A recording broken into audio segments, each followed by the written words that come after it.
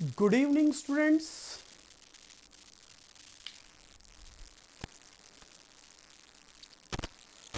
Good evening, good evening, good evening, प्यारे विद्यार्थियों. Let's start the session. And in this session, we are going to learn how to attempt comprehension passage. Comprehension passage को attempt कैसे करें? In this lesson, we are going to learn this strategy कि how to attempt, how to tackle, how to face comprehension passage. तो दोस्तों, comprehension passage होता क्या है? तो comprehension को comprehension ही क्यों कहते हैं? Good evening Himanshu, good evening. comprehension passage को comprehension passage ही क्यों कहते हैं? तो पहले इसके नाम को ही क्लियर करते हैं. आइए इसके नाम के ऊपर एक छोटी सी चर्चा हो जाए. जैसे ये जो वर्ड है कॉम्प्रीहेंशन, बेटा ये जो वर्ड है कॉम्प्रीहेंशन, जैसा कि आप देख रहे हैं इसके लास्ट में SION है, तो ये नाउन है. तो this word came from the word comprehend. This word came from the word comprehend. और कॉम्प्रीहेंड की बात करें तो कॉम्प्रीहेंड का मतलब होता है टू अंडरस्टैंड. कॉम्प्रीहेंड का मतलब क्या हुआ? टू अंडरस्टैंड, किसी भी बात को समझना. कॉम्प्रीहेंड का मतलब हुआ किसी भी बात को समझना. तो अब यहां पे जो टू अंडरस्टैंड की बात का मतलब क्या हुआ? समझना.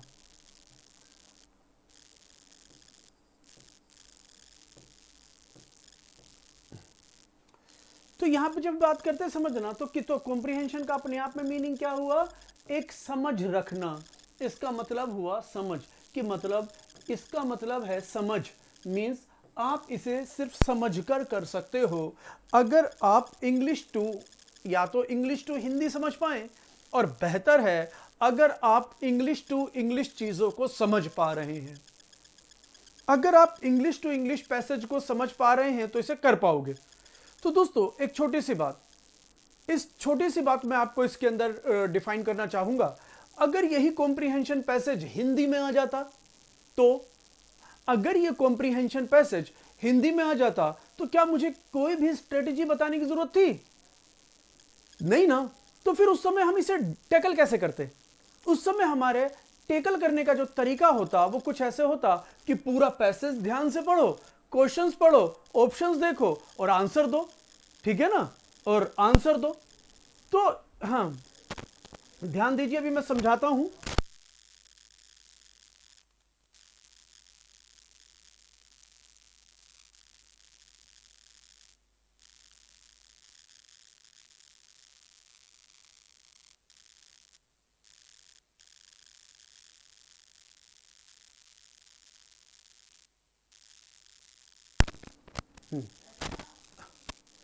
तो अब जो मैं बता रहा हूं कि भाई इसको समझ कर ही कर सकते हैं. हाँ जी, हाँ अश्विनी कुमार, गुड इवनिंग. हाँ बेटा बहुत बढ़िया कर लिया. अब उसकी प्रैक्टिस करो. कहीं पर दिक्कत परेशानी आती है तो वो डिस्कस करना. कहीं पर दिक्कत परेशानी आती है तो डिस्कस करना. मैंने अपना टेलीग्राम का टेलीफोन नंबर दे दिया था, तो टेलीग्राम पर आकर आप मेरे से कुछ भी डिस्कस कर सकते हो. टेलीग्राम पर आओ और मेरे से कुछ भी डिस्कस करो, कैसा भी, जो भी आपको क्वेश्चन में दिक्कत परेशानी आती है तो आप मेरे से टेलीग्राम पर डिस्कस कर सकते हो. हाँ जी, तो आते हैं, कहते हैं कॉम्प्रीहेंशन. कॉम्प्रीहेंशन कहां से निकला? कॉम्प्रीहेंड. कॉम्प्रीहेंड का मतलब टू अंडरस्टैंड, कि मतलब समझना इसको. अब यहां पर एक बात और आती है कि भाई अगर यही पैसेज, कि अब हमारा पैसेज का पैटर्न क्या है कि हमारे पास एक पैसेज है जो इंग्लिश में लिखा हुआ है, एक पैसेज है जो इंग्लिश में दे रखा है. ठीक है? अब हमें इसका एक क्वेश्चन दिया, और क्वेश्चन के बाद हमारे पास चार ऑप्शंस आ जाते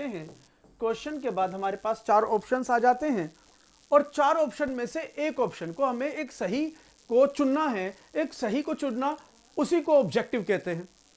एक चार ऑप्शन में से एक ऑप्शन को चुनना, तो जो सही को चुनना उसको, इसलिए से ऑब्जेक्टिव टाइप कहते हैं. सब्जेक्टिव मतलब पूरा डिटेल में लिखना, ऑब्जेक्टिव मतलब जो हमारा ऑब्जेक्ट है, डायरेक्ट हमारा टारगेट चुनना. कि हमारा चारों में से कौन सा आंसर है। तो मैं ये कह रहा था कि अगर ये पैसेज हिंदी में होता, बेटा अगर ये पैसेज हिंदी में होता तो हमें करना क्या था, अगर ये हिंदी में आ जाता,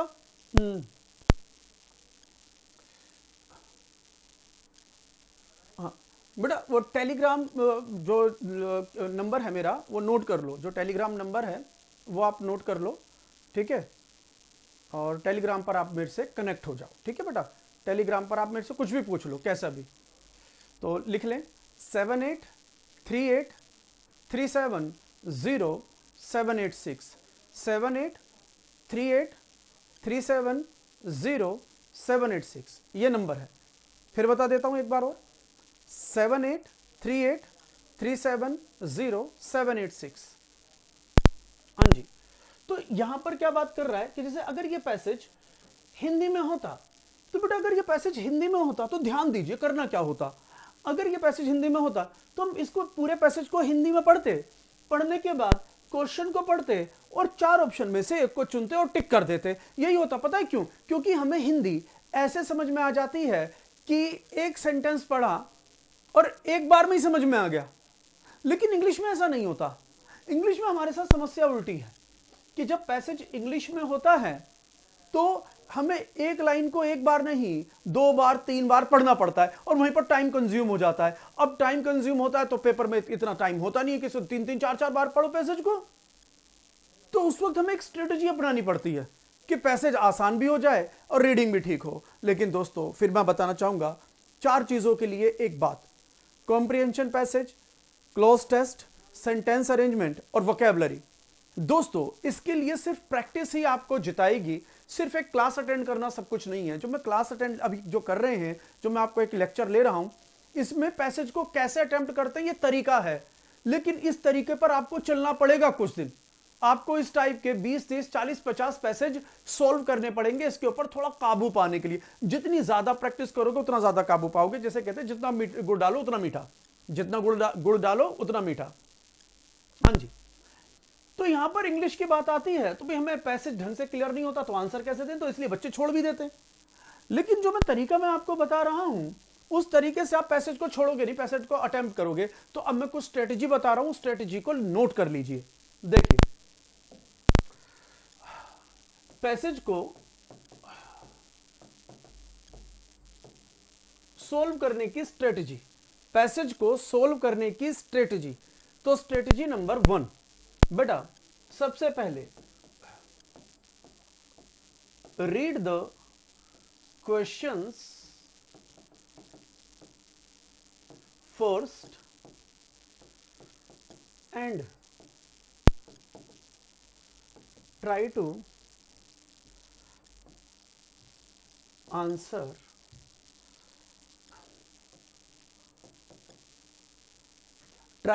आंसर them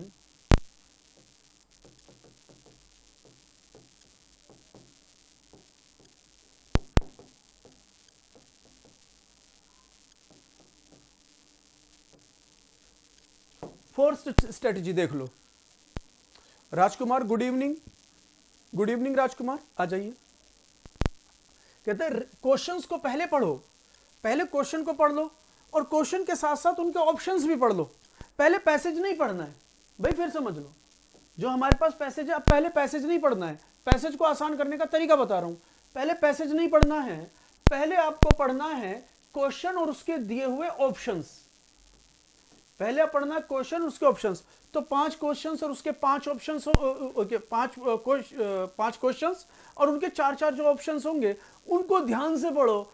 उनको ध्यान से पढ़ने के बाद कोशिश करो कि बिना पैसेज पढ़े आप उनमें से क्या किसी का आंसर दे सकते हो। देखो बात समझना, अब बात यह आएगी सर पैसेज नहीं पढ़ेंगे तो आंसर कैसे दे देंगे। अरे भाई पैसेज पूछेगा कहां से? पैसेज पूछेगा समाज से।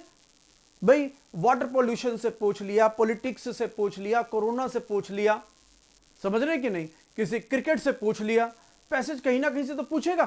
साइबर क्राइम से पूछ लिया, साइंस एंड टेक्नोलॉजी से पूछ लिया, तो बात करता है cyber crime, science and technology, इस टाइप के कितने हमारे टॉपिक्स हैं जो बर्निंग टॉपिक्स हैं, जो करंट अफेयर्स हैं, उन्हीं से पूछेगा। तो हो सकता है उसकी नॉलेज हमें पहले से हो सकता है उसकी नॉलेज पहले से हो। हिस्ट्री की कोई भाई जो हमारा आज़ादी की लड़ाई 200 साल चली है, तो उसमें से किसी महात्मा गांधी की बात, चंद्रशेखर आज़ाद की बात या नेताजी की बात है ना, तो किसी ना किसी मतलब फ्रीडम फाइटर की कोई बात दे दे, फ्रीडम मूवमेंट की कोई बात दे दे, पॉलिटी से रिलेटेड कोई चीज दे दे, तो पूछेगा कहां से? पूछेगा समाज से। तो हो सकता है उस बारे में नॉलेज आपको पहले से हो सकता है उस बारे में आपको नॉलेज पहले से हो। और अगर आपको उस बारे में नॉलेज पहले से है तो यार फिर पैसेज में पढ़ने की जरूरत नहीं ना, डायरेक्ट आंसर मारो। जैसे फॉर एग्जांपल मैंने एक क्वेश्चन पुट किया, ध्यान दीजिएगा, हु किल्ड रावणा? ध्यान दीजिए, मैंने क्या पूछा? Who killed Ravana? तो आंसर क्या दोगे? मन में आंसर दो, हु किल्ड रावणा? रावण को किसने मारा? तो अब रावण को किसने मारा, इस बात का आंसर क्या आप गूगल करोगे? किसी से पूछोगे तो आप बोल सकते हो ना, रामा किल्ड रावणा, ये भाई राम ने रावण को मारा, तो हमें पता है कि राम ने मारा। तो कहां से? ये मिथोलॉजी से क्वेश्चन ले लिया। तो मिथोलॉजी से भी पूछ सकता है बॉस, समझ रहे हो? वो कुछ भी पूछेगा। तो हो सकता है कि वो कुछ ऐसा पूछ ले, हो सकता है कि कुछ ऐसा पूछ ले जो हमें पहले से पता हो। तो इसी के लिए मैंने पहले बोला आपको करना क्या है, पहले क्वेश्चंस और उसके ऑप्शंस पढ़ लो। क्वेश्चन और उसके ऑप्शन पढ़कर आप सबसे पहले कोशिश करने की, सोल्व करने की कोशिश करो कि यार इसका कौन सा आंसर बेस्ट हो सकता है। हो सकता है 5 में से 2 को सोल्व कर लो, तो यार 5 में से 2 को सोल्व करो, समझ लो ये 40% तो ऑलरेडी सोल्व हो गया। और हो सकता है एक भी सोल्व ना हो, भी हो सकता है एक भी सोल्व ना हो। तो ये डिपेंड करता है हमारी प्रीवियस प्रैक्टिस कितनी है, प्रीवियस या हमारा प्रेजेंट में क्या जानकारी है उस पर्टिकुलर टॉपिक के बारे में। पता नहीं क्या टॉपिक पूछ रहा है, उस पर हमारी कितनी जानकारी है। लेकिन ये करना जरूर, क्योंकि इसको करने से आप क्वेश्चन का आंसर दो या ना दो, एक चीज का फायदा हो जाएगा कि जब आप 5 क्वेश्चंस पढ़ेंगे, उनके 4-4 ऑप्शंस पढ़ेंगे, तो आपको यह पता चल जाएगा पैसेज किस चीज पर बेस्ड ऑन है। आपको यह पता चल जाएगा कि पैसेज किस चीज पर बेस्ड ऑन है, क्योंकि पैसेज से क्वेश्चन पूछता है। और जब हमने क्वेश्चंस पहले पढ़ लिए तो ये समझ में आ जाएगा ना पैसेज में क्या है। तो इसका यह फायदा तो हो ही जाएगा कि पैसेज के अंदर पूछा क्या गया है। अब जब हमें पता चल जाएगा पैसेज में पूछा क्या है, तो पैसेज में क्या पूछा है, तो इसका मतलब है कि हमें पैसेज को समझना आसान हो जाएगा अगर हमें पहले से पता हो पैसेज में क्या लिखा है, क्योंकि हम क्वेश्चन पढ़कर पहले से आइडिया लगा चुके हैं। तो फिर पैसेज पढ़ना आसान हो जाएगा। तो एक तो करना है ये पॉइंट नंबर 1। अब आते हैं पॉइंट नंबर 2 से। अब कहता है नाउ रीड द पैसेज, अब पढ़ना है, now read the passage thoroughly, now read the passage thoroughly. अब संपूर्ण रूप से पूरे पैसेज को पढ़िए, आप ढंग से संपूर्ण रूप से पूरे पैसेज को पढ़िए, है ना, पूरे पैसेज को अब पढ़िए। एंड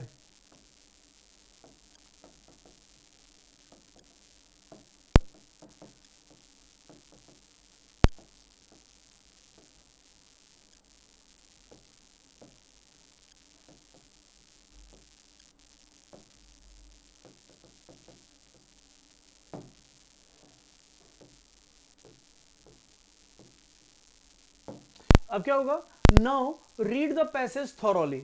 अब पैसेज को पूरे ढंग से पढ़ो and try to find the answers of the questions one by one.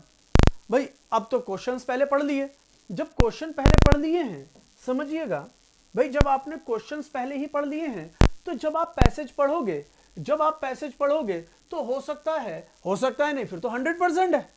तो जब पैसेज पढ़ोगे तो जब क्वेश्चंस आपने पढ़े थे उनके आंसर्स आपको अब नजर आएंगे, मिलने नजर आ जाएंगे कि भाई नंबर 3 का आंसर यहां पर है, नंबर 1 का आंसर यहां है, नंबर 5 का आंसर यहां। इस तरीके से आपको आंसर मिलने लग जाएंगे। और हां, एक चीज, अभी जो मैं ये बता रहा हूं, ये आपको भी ऑफलाइन का तरीका बता रहा हूं, ऑनलाइन का नहीं। ये ऑफलाइन का तरीका है, ये ऑनलाइन का नहीं है। क्योंकि ऑफलाइन में इस तरह से करोगे तो आपका रीडिंग स्किल इतना अच्छा हो जाएगा कि ऑनलाइन में तो डायरेक्ट पैसेज पढ़ोगे, फिर क्वेश्चन नहीं पढ़ना। ऑनलाइन में डायरेक्ट पैसेज पढ़ोगे, लेकिन ऑनलाइन में डायरेक्ट पैसेज तब पढ़ पाओगे जब आपका रीडिंग अच्छा होगा। रीडिंग को अच्छा करने के लिए मैं तरीका बता रहा हूं, तो अभी मैं ऑफलाइन का तरीका बता रहा हूं, ऑनलाइन का नहीं, ठीक है, ये ध्यान रखना। तो फिर क्या है कि जब आपने अब पैसेज पूरा पढ़ लिया, तो जब पैसेज को आप पढ़ेंगे तो बेटा आपने क्वेश्चंस पहले पढ़ रखे हैं, तो आपको आंसर मिलने लगेंगे कि यार मैंने क्वेश्चन पढ़ा था, इसका आंसर ये रहा, ये क्वेश्चन पढ़ा था, इसका आंसर ये रहा, ये क्वेश्चन पढ़ा था, इसका आंसर ये रहा। तो बेटा मोस्ट प्रोबेबली 5 के 5 क्वेश्चंस के या 10 के 10 क्वेश्चंस के जितने क्वेश्चन पूछे सबके आंसर मिल जाएंगे। पैसेज से बाहर नहीं होता, पैसेज से बाहर क्वेश्चन नहीं होता, बस घुमा फिरा कर पूछेगा वो अलग बात है, पैसेज से बाहर नहीं होता। क्लियर हुआ ये बात? लेकिन फिर भी समटाइम्स ऐसी सिचुएशन आती है, समटाइम्स ऐसी सिचुएशन आती है कि यार 5 में से, जैसे 5 क्वेश्चन है तो 5 में से 4 का आंसर तो मिल गया यार, 1 का नहीं मिला। यार 5 क्वेश्चन थे तो जो सर ने बताया उस हिसाब से मतलब 4 का आंसर मिल गया, 1 का फिर भी नहीं मिला। तो जब हमें 1-2 क्वेश्चन ऐसे होते हैं कि पैसेज पढ़ने के बाद भी आंसर ना मिले, पैसेज पढ़ने के बाद भी आंसर ना मिले, तो उसके लिए एक छोटा सा काम और कर लेना, find out the key word और फ्रेज। तब आपको एक काम और करना है, उस वक्त आपको एक वर्ड या फ्रेज ऐसा ढूंढना है जो कीवर्ड की तरह काम करे। जैसे मैंने टेंस में बताया था, टेंस में क्या बताया था मैंने आपको टेंस के अंदर एक छोटा सा पॉइंट बताया था कि जब कर रहे थे कि कीवर्ड्स, कि भाई डेली अगर आ जाएगा, डेली आ जाए, frequently, always, never, always, frequently, hardly, rarely, बेयरली, तो प्रेजेंट इंडेफिनिट होता है। Now, these days, day by day, at this time, at the moment, ये आ जाए तो प्रेजेंट कॉन्टिन्यूअस होता है कि नहीं होता? इस तरह से आपको एक कीवर्ड ढूंढना है। अब ये कीवर्ड क्या होता है?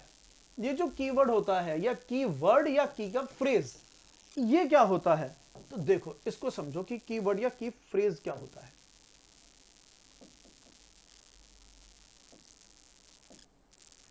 देखिए कीवर्ड या की फ्रेज क्या होता है बेटा, आपको करना क्या है समझ लो। नंबर 1 क्वेश्चन का आंसर आपको नहीं मिला, इमेजिन करिए नंबर 1 क्वेश्चन का आपको आंसर नहीं मिला, ठीक है? 1 मिनट बेटा बस।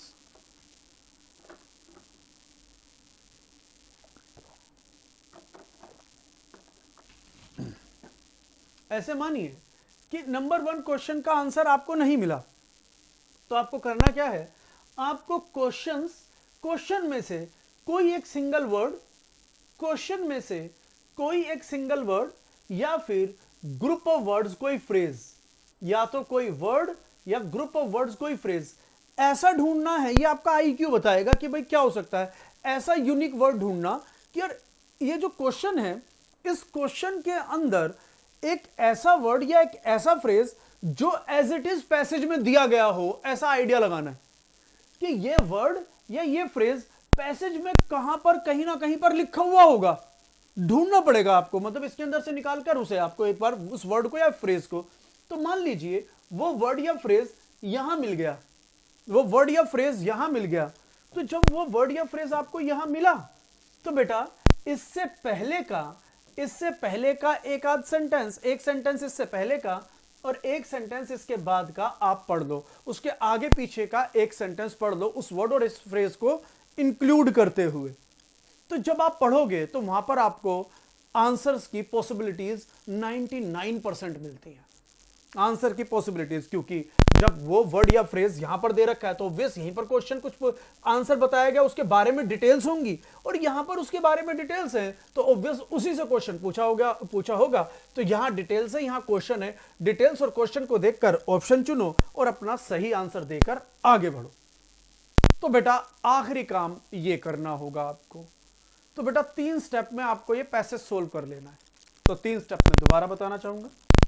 पहला स्टेप, पूरे सारे क्वेश्चंस और उसके ऑप्शंस को पढ़ो और कोशिश करो बिना पैसेज पढ़े ही आंसर देने की, क्योंकि हो सकता है प्रीवियस नॉलेज से कुछ आपको आता हो, ठीक है, कुछ आता हो। इसके अंदर मैं एक छोटा सा पॉइंट बताऊं, सिनोनिम्स और एंटोनिम्स।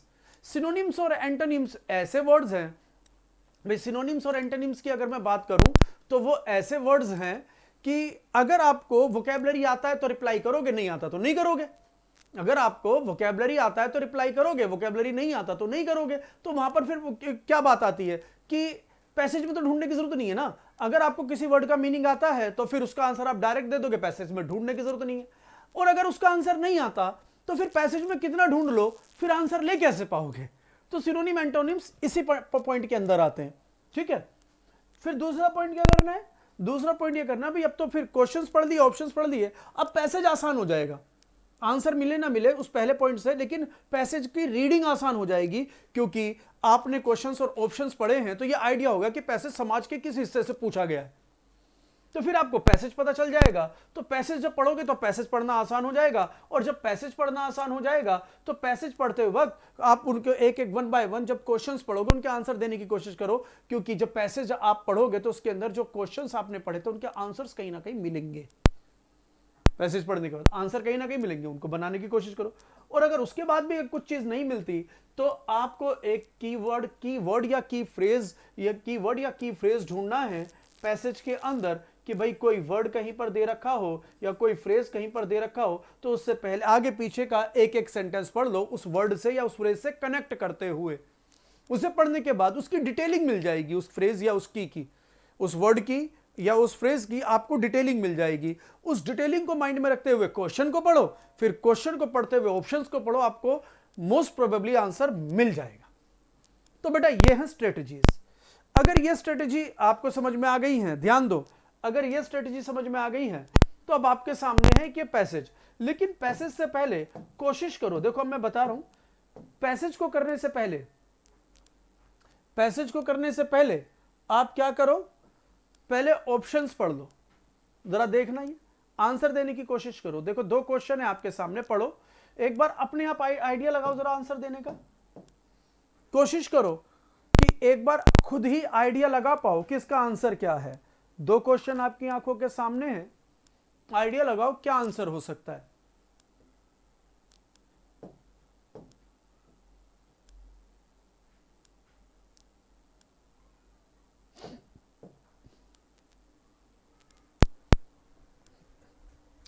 बताइए,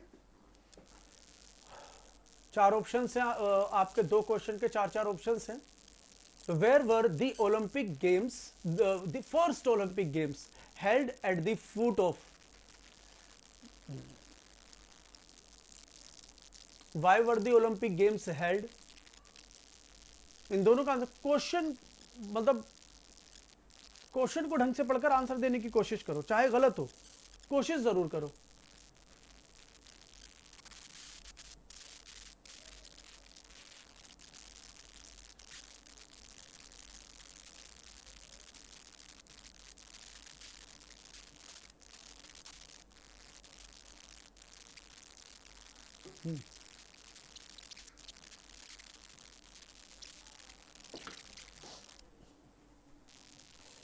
तो देखिए, where were the first Olympic games held, कि कहां पर हुए थे, और वो एट द फुट ऑफ, कि किसके फुट में हुए थे और किसके चरणों में हुए थे।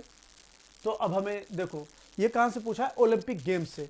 बेटा जब भी ओलंपिक गेम्स होती है 5 साल में एक बार, तो इस टाइप की बहुत सारी खबरें हमें क्या कहते हैं न्यूज़पेपर में ये सब देखने को मिल जाती है, क्या कहते हैं पढ़ने को मिल जाती हैं, न्यूज़ में सुनने को मिल जाती हैं। तो हम इनको कम अक्रॉस कर जाते हैं, इस टाइप के क्वेश्चंस के आंसर्स को, इस टाइप की इंफॉर्मेशन को। तो इसका क्या आंसर होगा ये बाद में डिस्कस करेंगे, अभी आप आइडिया लगा सकते हो तो लगा लो, लेकिन पहले क्वेश्चंस ही पढ़ने और उसके ऑप्शंस। तो कि पहली फर्स्ट ओलंपिक गेम्स कहाँ हुई थी, तो उसके बाद से पूछा एट द फुट ऑफ, किसके फुट में हुई थी, माउंट ओलंपस के, माउंट ओलंपियाड के हुआ था, माउंट ओरेल्स हुआ था, माउंट ऑफ ग्रीक। तो अब इन चारों में से क्या आंसर होगा, ठीक है। चलो दूसरा, why were the Olympic games held, अब ये ओलंपिक गेम्स हुए क्यों थे बेटा, मैंने पहले बताया कि आपको ये ना पूछेगा, आपके समाज से ही पूछेगा। तो ये ओलंपिक गेम्स कहां चला गया, गेम्स में चला गया, तो ये आपके गेम से पूछ रहा है, लेकिन उससे उन्होंने बेसिक की चीजें पूछ ली कि भाई पहली ओलंपिक गेम कहां हुई थी, और दूसरा क्वेश्चन क्यों हुई थी। अगर किसी को पहले से पता है, किसी का हिस्ट्री बहुत अच्छा है, क्या पता वो तो ऐसे ही रिप्लाई कर दे, लेकिन जिसका नहीं पता तो कैसे कर पाएगा। तो कहता है क्यों हुई थी, टू स्टॉप वार्स, लड़ाइयों को रोकने के लिए, to crown the best athletes, जो बेस्ट एथलीट होता है, धावक होता है, दौड़ने वाला, उसको मतलब क्राउन पहनाने के लिए, या टू ऑनर ज़्यूस का सम्मान करने के लिए, to sing songs about athletes के गाने गाने के लिए, ठीक है। अब दो क्वेश्चन ये रहे, रिप्लाई कीजिए। दो क्वेश्चंस ये रहे, रिप्लाई नहीं कर पाए तो पढ़ें जरूर, ध्यान से पढ़ें, सोचे समझे, ध्यान से पढ़ें, सोचे समझे और क्वेश्चंस का रिप्लाई करें। Approximately how many years ago did these games originate? लगभग कितने सौ साल पहले इन गेम्स का जन्म हुआ था? ओलंपिक गेम्स कितने सौ साल पहले जन्मी थी? तो 776 years ago, 2279 years ago, 1207 years ago या 2786 ईयर्स अगो। अगला अप्रोक्सीमेटली पूछ रहा है, एग्जैक्ट नहीं पूछ रहा है, अप्रोक्सीमेटली पूछ रहा है, अप्रोक्सीमेटली पूछ रहा है। Which of the following contest was not held? Which of the following contest was not held, कि कौन सा कंटेस्ट नहीं हुआ था? Which of the following contest was not held, कौन सा कंटेस्ट नहीं हुआ था उस समय पर जब ये शुरू हुई थी? डिस्कस थ्रोइंग, तो स्केटिंग, डिस्कस थ्रोइंग समझते हैं ना बेटा?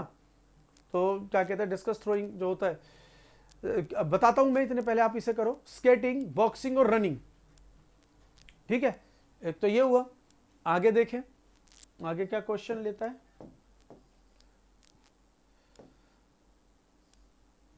The values connected with Olympic games, कहते हैं the values connected with Olympic games were, कि ओलंपिक गेम से कनेक्टेड वैल्यूज मतलब कि जो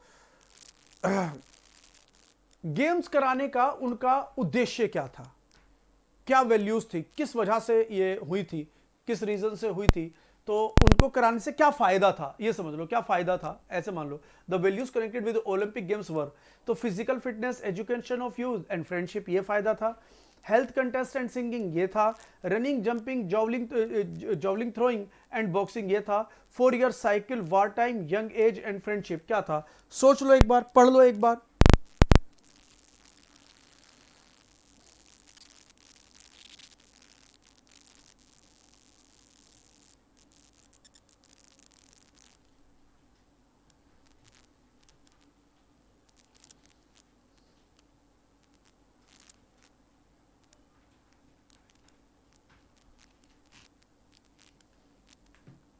कर लिया? चलो, अब आपने कर लिया, अब आते हैं हम अपने मेन पैसेज पर। ये रहा पैसेज। अब जरा पूरा पैसेज पढ़ो, जैसे जैसे मैंने बताया। पहले हमने क्या किया, पहले हमने क्वेश्चंस और उसके ऑप्शंस पढ़ के आइडिया ले लिया, और देखो आपने रिप्लाई भी किए हैं, कोशिश करी आपने। सही गलत बात की बात है भाई, कोशिश तो करे, नहीं करे तो गलत बात है। आंसर गलत तो अलग बात है, कोशिश भी ना करे ये तो उससे भी ज्यादा गलत बात है। तो अब मैंने आपके सामने पैसेज रखा, अब पैसेज पढ़ो और उन क्वेश्चंस को माइंड में रखो। पैसेज पढ़ो और उन क्वेश्चंस को माइंड में रखो और कोशिश करो कि क्या आंसर हो सकता है। देखो जरा पैसेज पढ़ो। तो देखिए, चलो मैं समझा देता हूं, मैं पढ़वा देता हूं कि इन 776 बीसी, बीसी मतलब बिफोर क्राइस्ट, मतलब क्राइस्ट के जो जन्म है, उस क्राइस्ट के जन्म से 776 साल पहले, क्राइस्ट के जन्म से 776 साल पहले, तो क्या कहता है, the first Olympic games were held.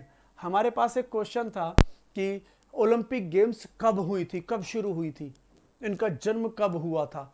तो देखो उसका आंसर पहले उसमें ही है।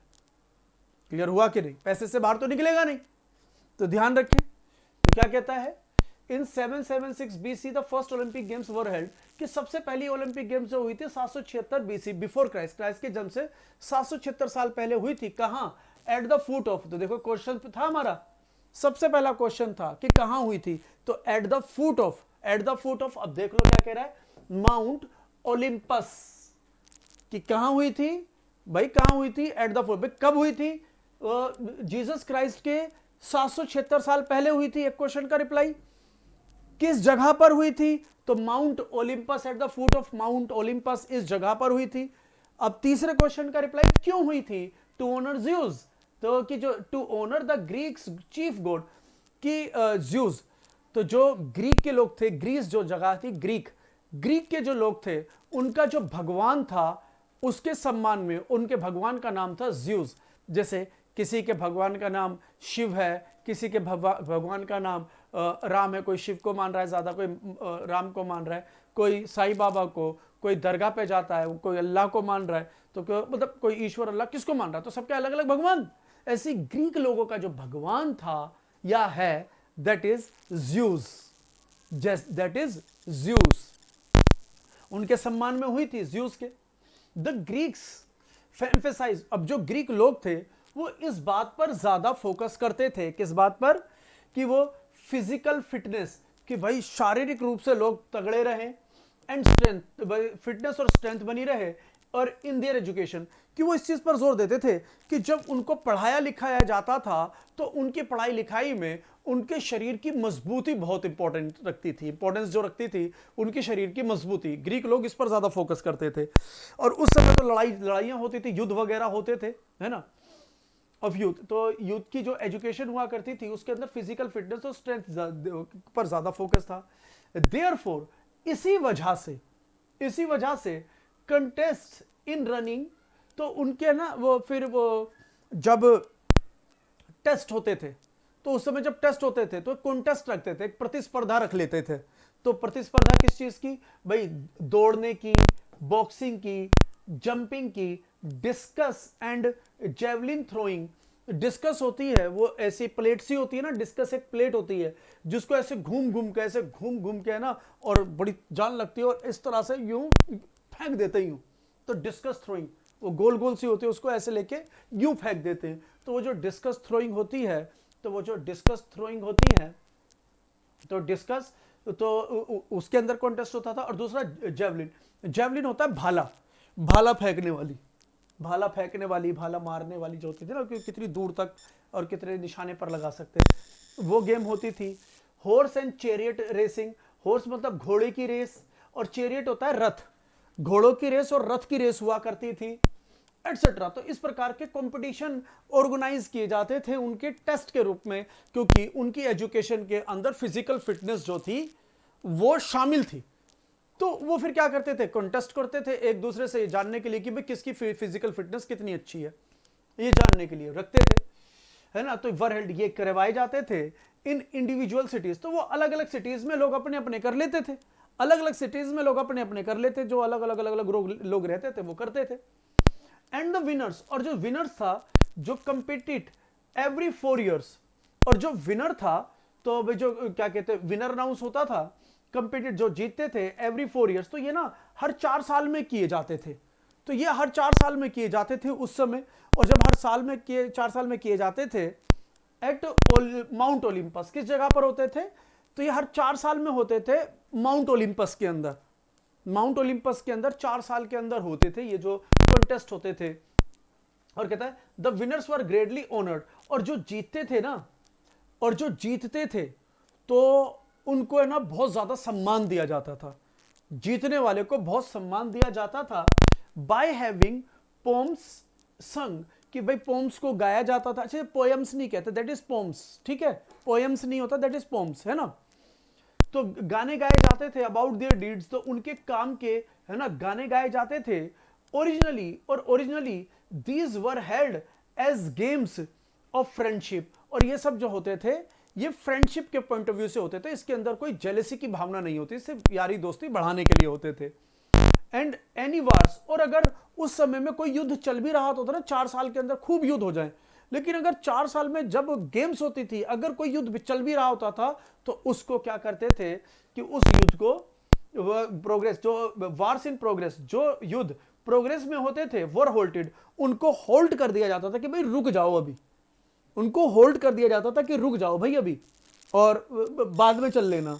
तो वो होल्ड कर दिए जाते थे to allow the games to take place, कि गेम्स को होने के लिए वो रोक दिए जाते थे कुछ समय के लिए, कि पहले गेम्स कर लें, गेम्स के बाद लड़ते भिड़ते रहना, अभी यारी दोस्ती निभाओ, ठीक है। और जो ग्रीक लोग थे attached so much importance to these games, वो जो लोग थे ये क्या कहते हैं, इस गेम से बहुत डीपली टच में थे, बहुत अटैच थे। और they calculated time in 4 year cycle. अब ये जो 4 साल की जो साइकिल थी, इस टाइम को उन्होंने एक नाम दे दिया, इस 4 साल की साइकिल को एक नाम दे दिया। 4 साल के पीरियड को, मतलब इंतजार करते थे अब 4 साल बाद आएंगी ये गेम, तो लोग इंतजार करते थे कि अब 3 बचे, अब 2 साल बचे, अब 1 साल बचा, अब 6 महीने बचे, अब 2 महीने बचे, और उसी हिसाब से तैयारियां होती थी प्रैक्टिस होती थी। और इस 4 साल के पीरियड्स को ओलंपियाड कहा गया, क्योंकि ये माउंट ओलिम्पस में हुए थे। माउंट ओलिम्पस में हुए थे 4 साल के इस पीरियड को ओलंपियाड कहा गया, ठीक है। और डेटिंग फ्रॉम 776 बीसी, और ये कब से चलते हुए आ रहे हैं? 776 साल के, मतलब 776 साल, जीसस क्राइस्ट के जन्म से 776 साल पहले से चलती हुई आ रही है। अब मैं उम्मीद कर रहा हूं पूरा पैसेज समझ में आ गया होगा। अब पूरा पैसेज समझ में आ गया? अगर पूरा पैसेज समझ में आ गया है तो अब तीसरी स्टेप है, अब एक एक करके आंसर को बताना। तो अब जैसे मैंने कहा, जब हम पैसेज पढ़ते हैं, जो क्वेश्चंस पढ़े थे पहले, तो पैसेज पढ़ते वक्त उन क्वेश्चंस के आंसर हमें नजर आते हैं। तो देखो मैंने आंसर बताए थे, क्या क्या पूछा। तो उसने पूछा where were the first Olympic games held, कि भाई कहां पर हुए थे फर्स्ट ओलंपिक गेम्स, कहां पर हुए थे? कि एट द फुट ऑफ, किसके फुट में? तो हम समझ गए माउंट ओलिम्पस। माउंट ओलिम्पस एक जगह थी, और जो 4 साल की जो साइकिल थी उसे ओलंपियाड कहा गया था। लेकिन गेम कहां हुए थे? गेम इस जगह पर हुआ था, वो प्लेस को पूछ रहा है। और 4 साल की जो साइकिल है उसे ओलंपियाड कहते हैं। क्लियर हो गया होगा? ओरेल्स तो कहीं आया ही नहीं, और माउंट ऑफ ग्रीक ये भी कहीं आया ही नहीं, ये दोनों तो बिल्कुल भी नहीं हो सकते। अगला, why were the Olympic games held, अब वो क्यों हुए थे? भाई ओलंपिक गेम्स को क्यों करवाया गया था? अब रीजन क्या था ओलंपिक गेम्स को करवाने का? Why were the Olympic games held, तो कहता है लड़ाई को रुकवाने के लिए? नहीं, लड़ाई गेम्स के समय पर रुक जाती थी, लेकिन लड़ाई को रुकवाना रीजन नहीं था गेम्स होने का, ठीक है। तो ये गलत। To crown the best athletes, भाई जो क्राउन मतलब भाई गाने गाए जाते थे, उनका सम्मान किया जाता था, तो लेकिन उनके सम्मान करने की वजह से, उनको क्राउन पहनाने की वजह से तो गेम्स नहीं होते थे। तो मतलब ये भी नहीं, क्योंकि रीजन बताना है गेम्स के होने का। तो कहता है टू ओनर ज्यूज, तो उनके ज्यूज के सम्मान में, ज्यूज के सम्मान में होते थे, जो ग्रीक लोगों का भगवान था, उसके सम्मान में करवाए जाते थे। और बेटा वो जो जीतते थे तो उनके लिए गाने गाए जाते थे, तो वो तो जीतने के बाद थे, लेकिन गेम के होने का रीजन गाने गाना नहीं था। गेम्स के होने का रीजन था, मतलब उनके ज्यूज के सम्मान में करवाए जाते थे, ये रीजन था। क्लियर हो गया? तो इसका आंसर हो जाएगा सी। तीसरा अप्रोक्सीमेटली, अब यहां पे अप्रोक्सीमेटली का मतलब है लगभग, अप्रोक्सीमेटली का मतलब है लगभग, एग्जैक्ट नहीं।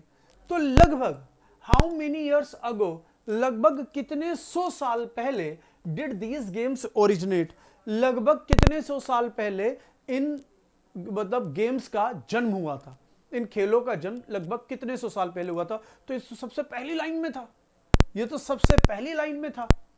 तो बेटा ज्यादातर बच्चे ना 776 ईयर्स लगाएंगे, ज्यादातर बच्चे 776 ईयर्स लगाएंगे, मुझे पता था यही करेंगे, जबकि ये गलत है। पता है उसने क्या बोला था? 776 ईयर्स नहीं बेटा, आप ये भी देखें, उसने जो बोला था 776 के साथ बीसी भी है, बिफोर क्राइस्ट, क्राइस्ट के जन्म से 776 साल पहले, प्रेजेंट टाइम से 776 साल पहले नहीं भाई। प्रेजेंट टाइम से बोलोगे 776 साल पहले, तो 776 साल पहले की बात हो जाएगी, तो ये तो गलत हो जाएगा। बीसी, जीसस क्राइस्ट के जन्म से 776 साल पहले, तो आज जीसस क्राइस्ट को जन्म लिए हुए कितना टाइम हो गया, मतलब उनकी मृत्यु को कितना टाइम हो गया? तो वो उसके अंदर 776 साल जोड़ो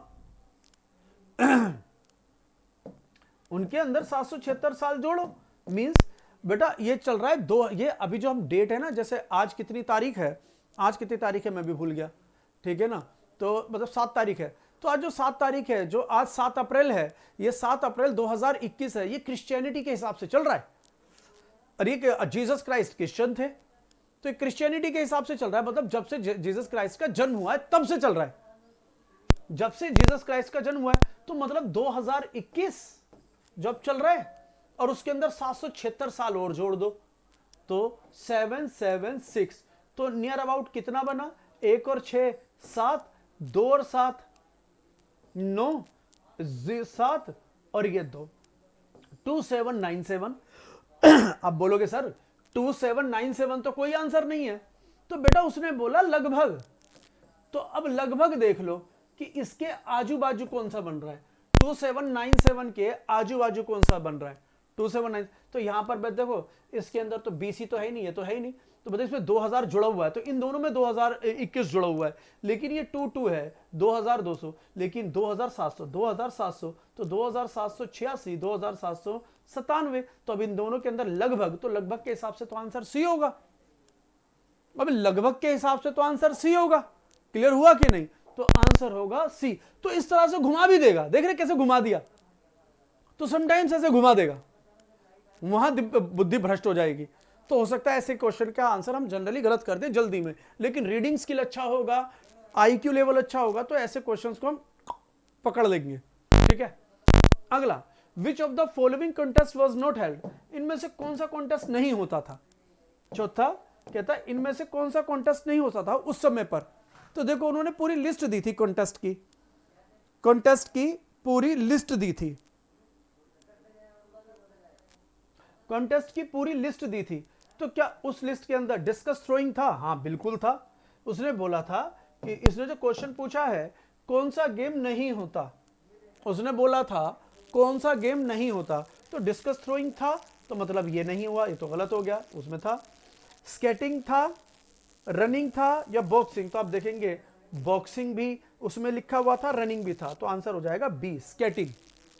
स्केटिंग क्यों कि अब एक इसको तो वैसे भी बना सकते हो, क्योंकि ये कह रहा है आज से करीब 3000 साल पहले, 2776 साल पहले, है ना, तो 2786 साल पहले, तो मतलब नियर अबाउट 3000 साल पहले की बात कर रहा है।